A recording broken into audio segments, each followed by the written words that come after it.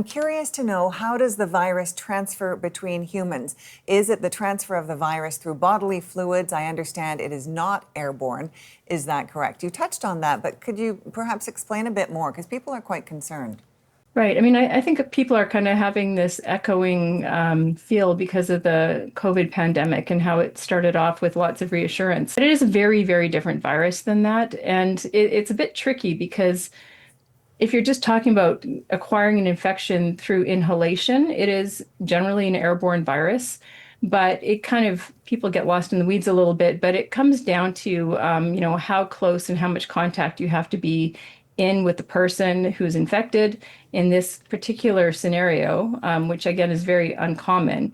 And most of the cases that have had person-to-person transmission that have been reported, again, it's a very small number, have been people that have been in prolonged close household contact, sharing a bed.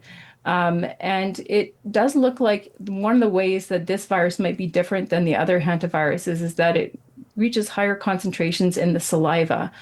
And so, speaking, singing, coughing, oral secretion sharing, with kissing and stuff like that could all be ways that you could spread this particular strain of hantavirus. And so it is different. So although it's acquired through inhalation, it's not the same as something like measles or even something like influenza, where you expect that, the whole airspace might be contaminated. There does seem to be an intensity of contact and a duration of contact.